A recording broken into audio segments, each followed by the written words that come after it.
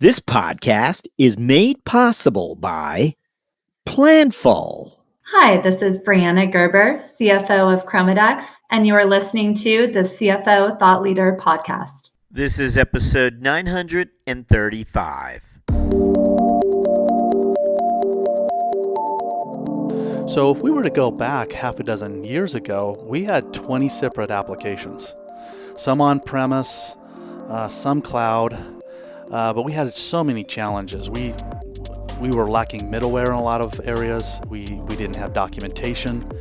And the output of all of that is it seemed like something was always broken.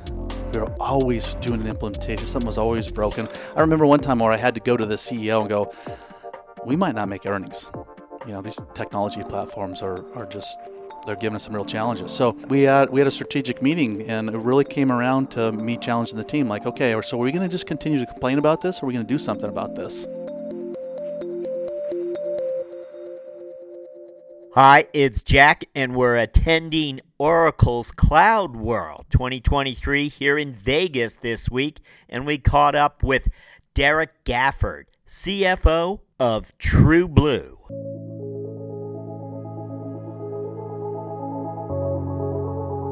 Not unlike many of his CFO peers, geography had a hand in shaping Derrek Gafford's career path. And like his peers, his path begins with a city that is home to a state college and a number of large corporate headquarters and the offices of Big Four accounting houses. In the case of Derrek Gafford, the city was Boise, Idaho. The college was Boise State. The marquee corporate headquarters was Albertsons. And the Big Four accounting house was Deloitte. You'll hear that story on today's episode. We'll begin after this.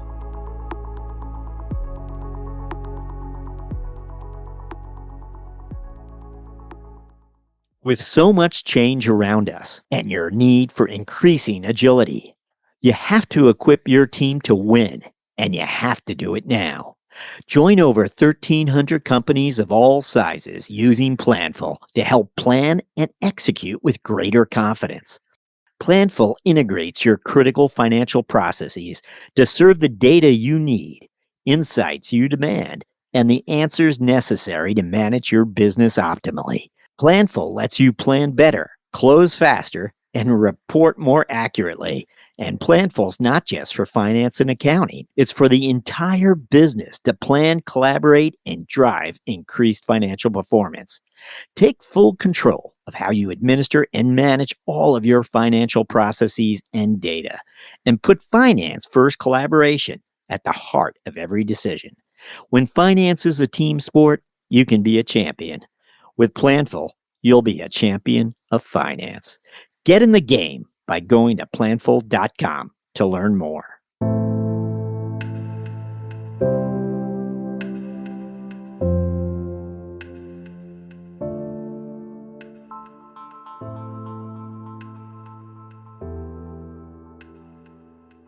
CFO and Executive Vice President of TrueBlue, Derrek, welcome. Good morning. Thanks for having me. So, Derrek, as you might know, we always begin by asking our guests to look back for us and try to pick out some of those experiences they believe really prepared them for this role, the CFO role. What would come to mind for you? Well, maybe a couple of things. What first comes to mind is why I chose to go in finance in the first place. You know, what drew me to finance wasn't a vision of being a finance professional my whole life, although I do love it. It was more I had a passion for business. And in deciding, well, what discipline would I like to specialize in, finance really seemed to fit for me. And that's been a bit of focus for me really my whole career, and part of my leadership style is encouraging our team, be business people first, be a finance person second. When I do look at your bio, it resembles a lot of different CFOs, though. It begins with Deloitte and then you make an investment of career years with a brand many people know, Albertsons. 6 years. Is that right? So those transitions are always interesting in terms of when you decide to join industry. You do it pretty quickly. Can you share that with us? You're at Deloitte 2 years, and it's on to Albertson. The opportunity came forward. Well, I had worked my way through college in an Albertsons grocery store. They'd paid for a lot of my education. So really the only job I ever wanted was I just wanted to go into finance at Albertsons. There just wasn't any career opportunities at that time, which looking back, I think was fortunate for me. Going to work for Deloitte and getting some more exposure around different companies and different facets of accounting was really good for me. And when Deloitte found out I'd worked my way through college on Albertsons, well, guess what the first account was I got assigned to, right? It was Albertsons. So, that was just a natural leap for me. Yeah. And I never went into public accounting with visions of becoming a partner. It was about getting some broad-based experience and learning. So out of the grocery aisle, though, and into the corporate finance function of Albertsons, tell us a little bit about, was it the same company? Was it different looking out from inside? Well, I think it's always different. And, of course, back office operations have a bit more of a challenge staying close to the customer, the real value proposition, and there's some more work there. That was fortunate for me, working through the store and always having a really clear picture of that. Interestingly enough, the individual that brought me to TrueBlue I had also worked with him at Deloitte, and that transition happened when he also went to work for Albertsons. So relationships matter, right? Tell us something about how your finance experience is building over that period. You're becoming less a business generalist. You're getting maybe more sharply focused on finance. Well, when I first went over to Albertsons, I went into internal audit there, and that was great. I traveled the country going into stores and distribution centers and got a feel for various aspects of the company. I remember... it's hard to picture now, but I remember when I was working at Deloitte once, I asked, so what's a purchase order? What is that? What do you use that for? And the guy running the audit's like, I don't know, man, just fill out the form, okay? And when I got into internal audit, those types of things that were more nebulous topics at Deloitte, I got a chance to see. And so I spent some time in internal audit. I spent some time in corporate accounting, and then came back to actually run the audit department. So I was 27 years old reporting to the CFO, at Albertsons. And that was a really good experience for me, but it kind of culminated where my career was headed to be a lifelong leader of internal audit, and that's not where I want it to be. And so that's kind of how things wrapped up there. Can you, Albertsons, such an unusual company. Can you tell us something about its culture or what set it apart? Well, the business has certainly gotten more complicated, since then. And it's a low-margin business, so it's a very simple business, but simple doesn't mean easy to execute. So the culture there, though, was remarkably grounded. That's one of the things that I really loved about it. It was a big business at the time, and then it's a super huge business right now, but I can't speak to it right now, but the culture there was very grounded. So it was a big company that still felt small. Yeah. Which I found really refreshing at that part of my career, and would still find it refreshing, that kind of culture, at this part of my career.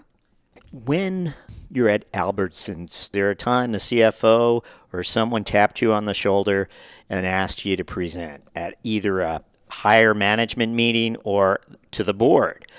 Yeah, those first audit committees were very intimidating for me. I'm 27 years old, and I'm going into a board meeting with, the chairman of Boise Cascade, the governor's in there, and so those are kind of pivotal moments for you in preparing. How were you? As a communication, and this is interesting because you talked about the different roles you had. They're not necessarily high-calorie communication jobs, meaning you don't have to stand up and present. Here you are. You're being tested in sort of a new way. How'd you do? I think I got by. That's what I think. I was very green in my career. Fortunately, at that time, the audit process and the expectations for controls, it was a much more simple time. And I think I was able to do okay because of that. But I look back now going, wow, you were really in over your head, and you're just doing the best you can to get by with that and build confidence. And you learn. That's how you learn, though. You're getting put in tougher spots and kind of going through the struggle. When you decide to leave Albertsons, you've had a lot of growth. Why is it time to leave? What is the decision that you're facing? Yeah, so it had gotten to a point where my career was headed towards becoming an internal audit specialist for the rest of my career. That's what it seemed to me. And that's not why I ever went into an internal audit. We talked earlier about some of the different work experiences. I was looking less to find a specialization in that part of my career and more about learning and continuing to progress. And I always wanted to be a CFO. So you get to a certain spot where you just have to take some risk. And so there was my wife at the time was from Seattle, wanted to get back there, and there was this small privately held company that was looking for a CFO in grocery. Totally unqualified for that job, but I had the grocery experience, and the CEO and I got along, and we packed up our bags and gave it a shot. Tell us a little bit about what you encountered. Again, it's just a much broader role, clearly. I think it was a really important part of my career, and I think everyone has had some pivotal moments in their career where you need to take some risk and get outside of your comfort zone. And you've got to believe in yourself, even though you're going to have questions about what you're leaving behind. So that was a really good move for me, and I would absolutely do it over again. Meanwhile, we're only 2 years away. We're a short time away from you stepping into the CFO role at TrueBlue. And I know that you joined TrueBlue first as treasurer and a vice president. Is that right? Yeah, that's right. And I think you've already sort of tipped your hand a little. There was maybe a mentor or a relationship that led you there. Is that right? Yeah, earlier we talked about someone that I had worked with at Deloitte that had brought me to Albertsons. So I went to Albertsons. We parted ways in our career. We still kept in touch. And then I showed up in Seattle, and he was the CFO at the time for TrueBlue. And we reacquainted, more specifically on a professional opportunity. He said, hey, we've got this treasurer role here. Would you be interested? And that's really what brought me to TrueBlue and set up, my career track that I'm on today. Tell us a little bit. That had to be, you saw a way to broaden yourself as well. I would think the treasury function, I don't know how much exposure you had to it, but here was a great way to really, get that stripe on your sleeve as well. Yeah, it was. And like many of the jobs I've had before, I was totally unqualified for this job, So I'm coming from a CFO role at a $100 million privately held company, mostly family owned, to now a public company.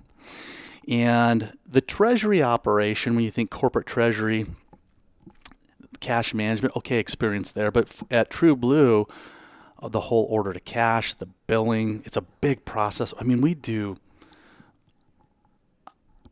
hundreds of thousands of invoices, high transaction volumes. And then in staffing, most people don't realize it, but you're part staffing company, but you're also part insurance company.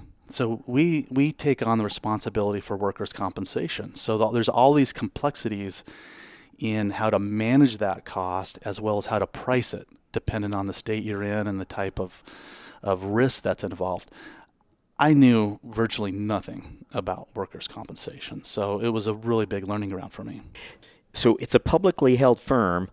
Are you, from a communications point of view, are you sitting in on investor relations calls as well? I mean, how do you, because again, it's not all that long before you step into the CFO role. Well, the treasurer role is actually a pretty good grooming area for investor relations. I think the biggest thing, the core of successful investor relations, is just having a good sense of business acumen. I mean, yes, that falls under the CFO role because of the numerical aspects and those types of things. But a part of it is understanding the business, what drives the business, being able to explain the business. And in the treasury role, you're dealing with banks and insurance companies. Well, guess what they want to know? They want to know what's going on at the company. What are you working on? What are you doing to move it forward? So that was a very good, practice sessions. You're kind of practicing those skills with those institutions, which is it's good preparatory work. Well, we may have a few more career-related questions for you a little later in the podcast, maybe the mentoring round. Right now, I think we should learn more about this company, not from a 2005 perspective, but a 2023. Tell us about TrueBlue today. What type of company is this, and what are its offerings, really? Yeah, it was a different company back then. We were a general labor company. We're a much more well-rounded workforce solutions company.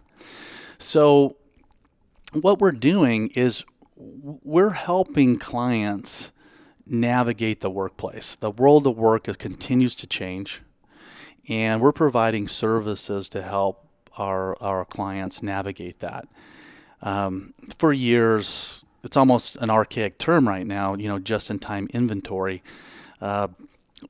But that's really where labor is headed right now. It's kind of a just-in-time world for everything right now. So the ability to reposition your workforce and quickly scale up and quickly scale down, that's at the central part of our value proposition.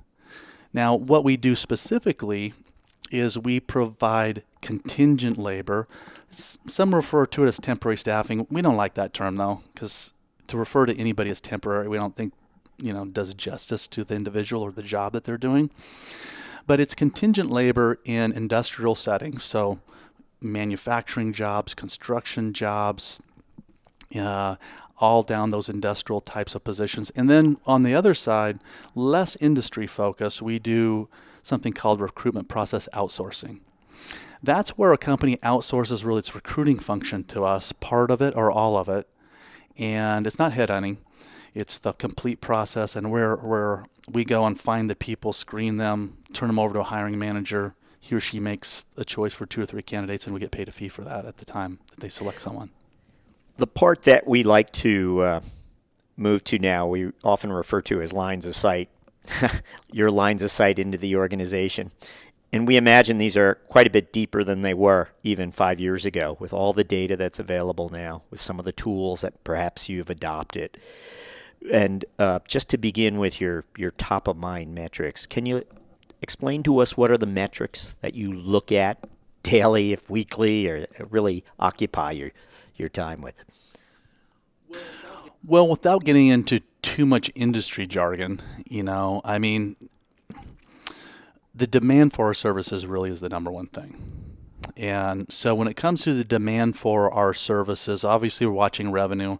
There's a lot of things to watch on operational excellence. How are we selling? How are we marketing? How are we positioning ourselves? I like to get down even a little further than that and say, okay, if we like our revenue trends or we don't like the revenue trends, how do we know that it's all about operational excellence and not about the quality of the product? So getting down to customer satisfaction, what do they like, what do they not like, and getting those metrics down to every branch that we've got is really important, because that's what really gives you the feedback. And in the long run, how we're innovating and positioning ourselves competitively, that's really where we're going to win. And there's something really interesting with, there's your perception of how you're doing in serving customers, and then there's how you're really doing. And understanding satisfaction levels through both some quantitative feedback and qualitative feedback from customers is really important for us, not only how we position strategically, but it makes the accountability very real at the location, because then it becomes personal. This is my branch's customer service score. How are we doing? And I think that does something to drive behavior. So just to help us understand the nature of the business, we talk about those branches. You'll be comparing one branch to another, and you're looking at the different executives they've placed in the last month, and I'm taking a shot in the dark here. Help us understand how you know this branch is they're nailing it. They're doing something right. What is it that they've got right? Well, our branch footprint is mostly organized really around the staffing part of the business. So there's going to be some traditional metrics. What's the revenue look like? What's the profitability look like? How are we doing on our pricing? Where's the margin? All of your kind of standard metrics. Then we like to get down, though, even a bit lower than that. I mean, I really believe a couple of the most important fundamental metrics for a company are employee satisfaction and customer satisfaction. Because if you think about it, if you want to have happy shareholders, you have to have happy customers. And if you want to have happy customers, you've got to have happy employees. Sometimes we overcomplicate things in business too much. And now, while there's a lot more metrics that are important to that measure the business, I think those are very grounded metrics to come back to and say, the interesting part is when you find branches where the employees feel a sense of purpose, they're happy. Employees will work really hard for you if there's something that they believe in. And they want to work for you because they want to, not because they have to. And when customers are happy, when you take that and you look at the financial metrics that we see on the P&L, there's such a strong correlation. You find that those types of managers that are winning they're winning on all the other metrics too. They're winning on the revenue, they're winning on the profit, they're winning on new accounts. I mean, I could go on here, but you get the Was there a picture. time employee surveys were an annual and now it's moved to biannual or quarterly? Can you share with us how that might have evolved? Yes, we got started annually, and now we are basically doing that every quarter. And that's a really important metric. So can you share with us how data might be playing a bigger role now as you try to understand customer relationships? Yeah. Well, there's data and then there's knowledge, right? So there's a lot of data. Data is only really of value in how we can translate it over to knowledge. So in our staffing business, a big part of our strategy is digitalizing the business. No brainer, everybody's doing this. It's harder with people though. Products don't change their mind. People are more complicated in a good way. We would be really boring if we were just like products. So a big part of our journey is using data to transition it into knowledge. And what I mean by that is to do so and create a better experience for both customers and employees. So right now, in the old days, you would go into a branch, say, I want to work, and they say, great. You fill out a bunch of paperwork, and then there's a job, and then they try to make a connection there. 70% of all of our job matches, they're all done algorithmically now. So we're taking the data, we're bringing the data together, and then we are sending jobs to folks on their phone, yes, based on their qualifications and their experience, but also based on, what their preferences are, how much they want to be paid, what their schedules are like. All of this comes in very important, though, for us to get more information about what customer preferences are. And then there's the traditional ways of measuring how long they stay with us, but what are these buying patterns? What types of matches are really appealing to them? What's been the quality of the worker in that relationship through ratings and other assessments to understand more about what's not just important to all of our customers, but this gives us an opportunity to get more specific in certain industries, large customers, smaller customers, and find more unique connections that matter to customers on an more individual basis. Interesting. Derrek, I want to touch on AI quickly with you. And we're interested in, clearly over the last 9 months, there have been quite a few discussions around AI and how it may impact or change how you do business.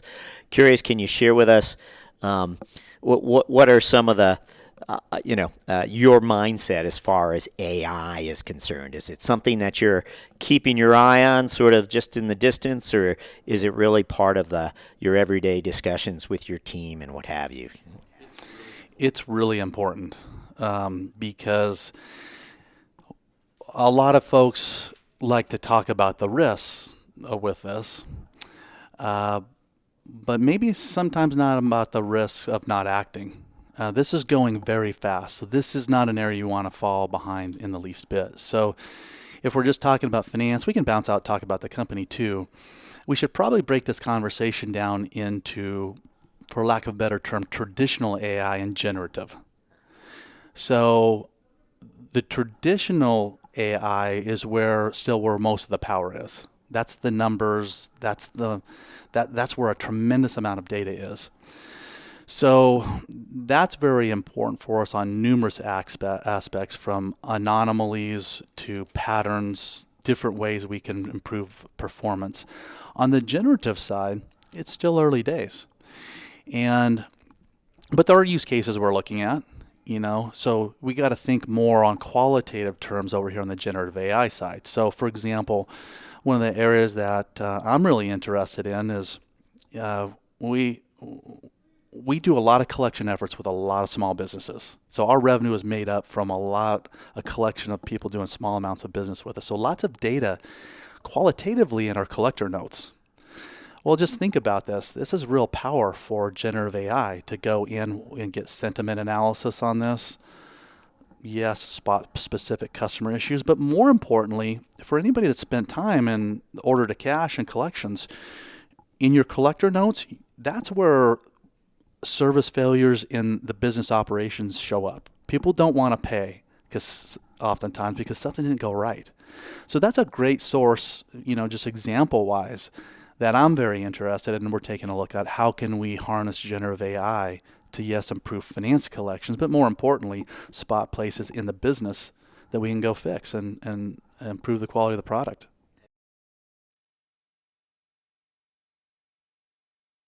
Derrek, we're up to our finance strategic moment where we just ask you to share a moment of insight that you've experienced along the way in your career. We know there have been quite a few of these. We're just looking for you to share one. Might have happened last week, might have been 10 years ago.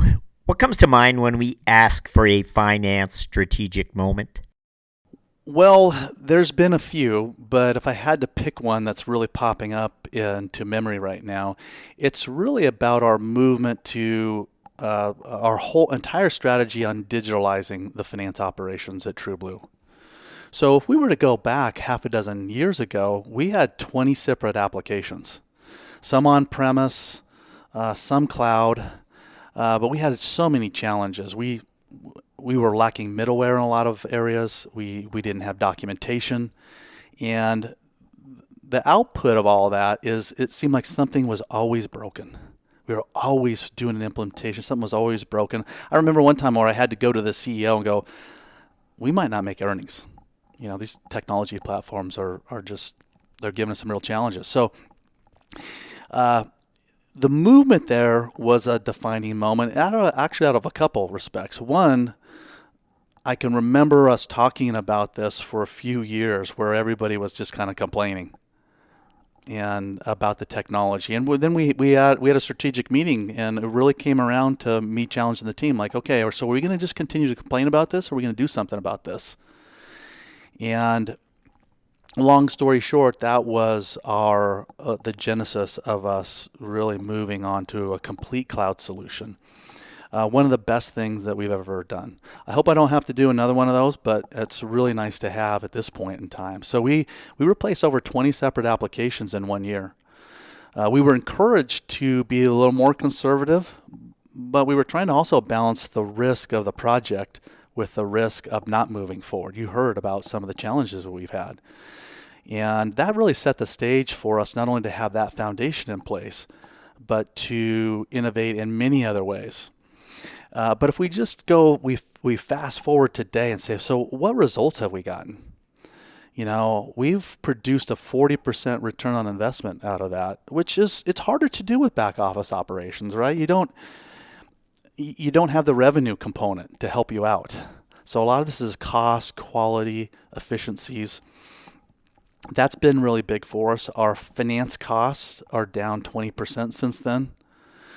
Our employee engagement scores are up 14 points. Actually, our employee engagement scores, we're leading the company for years now in employee satisfaction, and our customer satisfaction has also went up by equal measure. So, which is really great because, if you're in a leadership position, you've got to ask yourself, what are you really here to do? What's your purpose? And hopefully somewhere in that answer is about making life better for employees.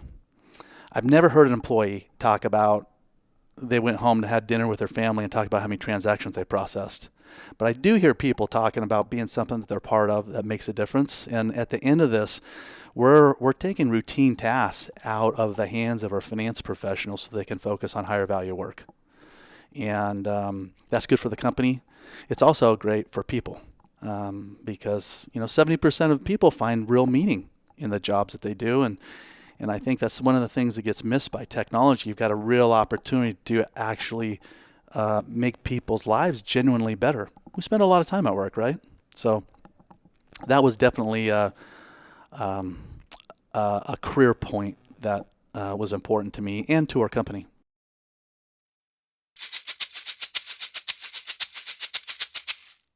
From episode 860, this is 1 Minute with Kevin Rubin, CFO of Alteryx.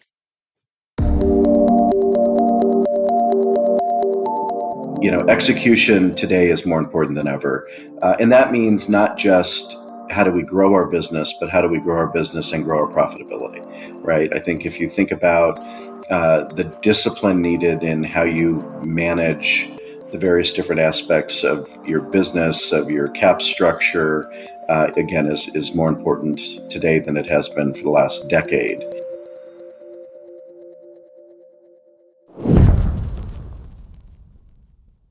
So we're going to enter our mentoring round where I ask you several quick questions intended to inform and inspire future finance leaders.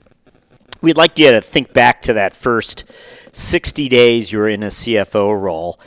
And just if there was one piece of advice you could go back in time and give yourself, what would it be?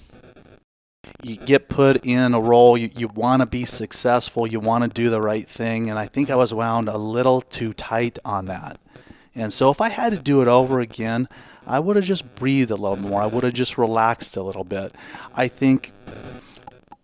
don't know how much of an impact it would have made for me, but I think it would have made it easier for others that were working with me. People pick up on this, and so, I would have still kept the intensity there, but just breathe it a little more. Fortunately, the CEO at the time was the former CFO, so I had some really great mentoring, involved with that, which helped a lot. We always like to ask our guests to reflect a little bit on the personal side. We're wondering, is there something perhaps that most people don't know about you? Something a little that you did perhaps in the past, a challenge you met, anything? Well, I would think probably one of the things is that I'm technically an introvert, but no one at work would ever see this. I mean, you really can't stop me from talking most of the time. And if you were around me, I've got an opinion on everything. Doesn't mean it's right. Oftentimes it's wrong, but I've got a perspective, and I think it's important to openly share it, but share it in a way that doesn't push people away from sharing theirs, but invites the conversation. I think the more opinions you can get, the better off that you really are. But yeah, my time on the weekends will not be nearly as social as what it is at work. So that, when I tell people that I'm actually an introvert, that seems to surprise people. What about a book? Would you have a book selection for us? Anything to recommend? This was probably about 10 years ago. This was actually a pretty pivotal point in my career. So I'm sure people that travel can identify with this. You're in the airport, you're doing your thing, you're picking up some water or whatever, and so you always kind of go by the bookshelves. What's the latest? And looking for something that might be interesting. And there's a book called The One Thing. Gary Keller wrote it. Who's a founder and still CEO of Keller Williams. It's a much bigger enterprise than that. But with the book, it's a very simple read. But what the book really challenges you to do is go, okay, but what's the one thing that's the most important?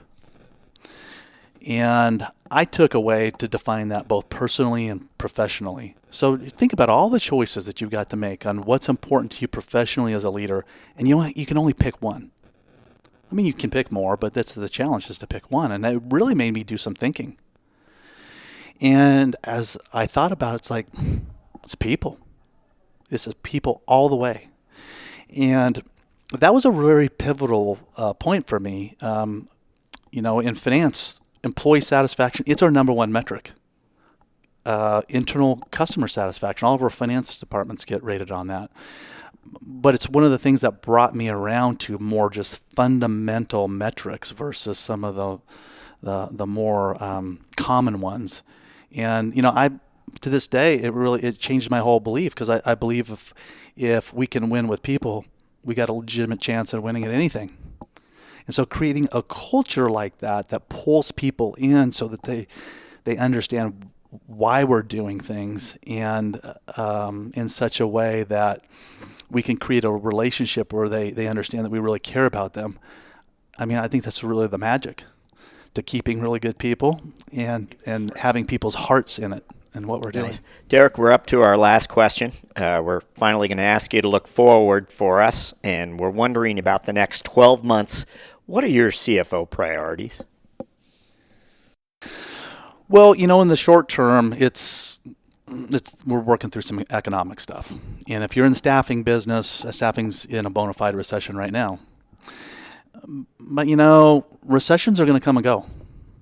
Recessions are come and go. And so what's really important for us is to continue to not take the focus off of reinventing the business. We talked about digitalizing the business, staying true to our investments, not cutting those strategic investments, staying really true to them, and keeping everyone in our company focused on the objective of whether you are in sales or whether you're in the tax department. What we can be doing collectively to increase the competitive differentiation of the product. I mean, it sounds like a fancy kind of word, but I mean, really, that's what we're here to do and why we're into business. And so making sure that we're just keeping all of our employees, no matter what their job is, connected on that central point, and our investments focused on that, I think is really important for us. Derrek Gafford, thank you for joining us on CFO Thought Leader. Thank you so much. Great being here.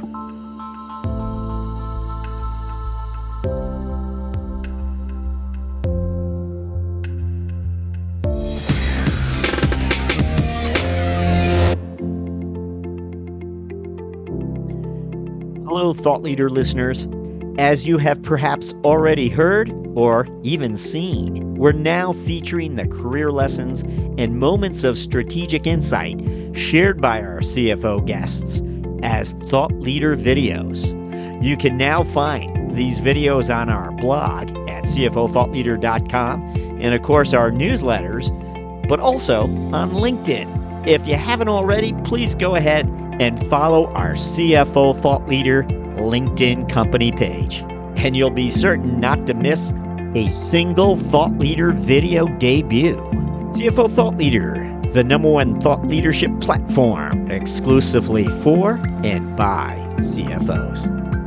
As always, thank you for listening.